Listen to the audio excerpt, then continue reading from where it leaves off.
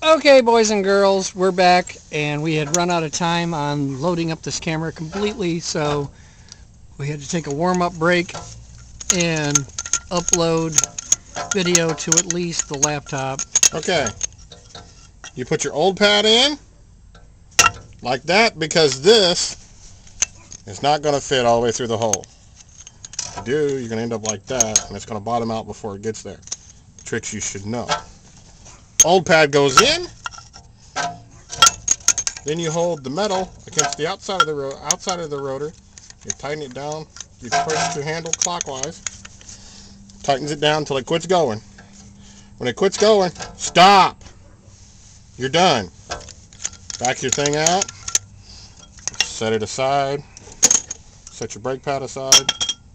I used to do this with C-clamps, but the problem with the C-clamp is you can back that plunger back in there a little bit too far or crooked, so you're better off using Mr. Tool. Okay.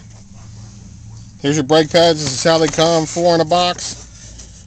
1 outer, 1 inner. Usually they're completely different. See, this one's got tabs on it. This one doesn't have ears on it. This has just got slots on it. Right here on the end.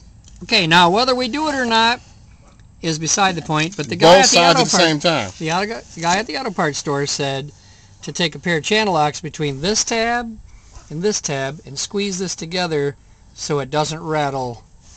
Yeah, we might do that. And also on the ends of the pads, on the cheaper pads, you're going to want to file down the end right here that enters when the wheel is going around forward. You're going to want to do the entry side if you don't want it to whistle like fingernails on a chalkboard. You hear that, people? That's the noise they're talking about. And yes, it will sound like that. And it's where it makes contact right here. Not necessarily unsafe, but just annoying and unnecessary. So if we have time, we may actually modify this thing.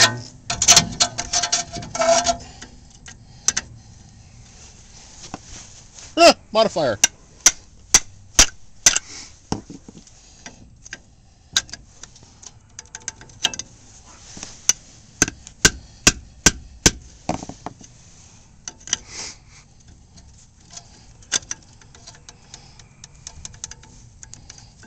I don't know if I want to beat on that thing anymore.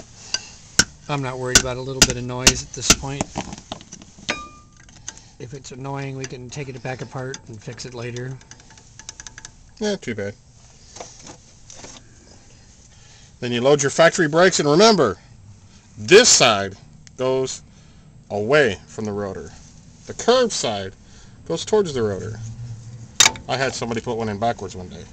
I usually stick my hand in here like that, turn it around.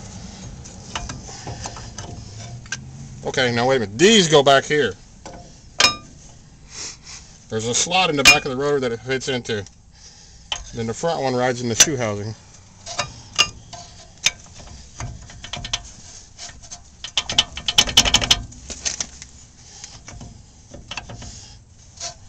I'm a little high.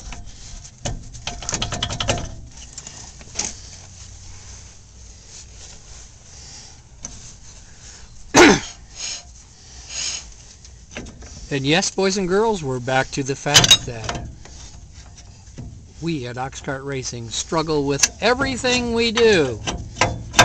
When he doesn't says it, matter it goes into who place. built it or why, there's always some kind of a struggle. Okay, these are the all-important factory shims.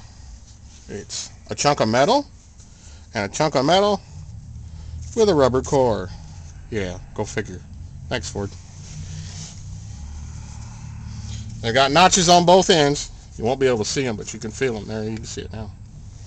Little notch right there. No, these turkeys do not have bolts. So you use the Master Technician. Use the Conventosaurus Rex hammer. The bottom you center and jam your shim pin into. Isn't this the part where you smash your thumb? Ah! Not me. See? Give my hand back. You pound it in until it bottoms out. There you go. All done.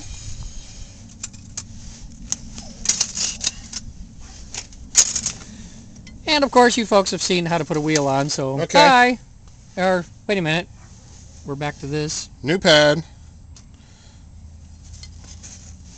Old pad. Wow.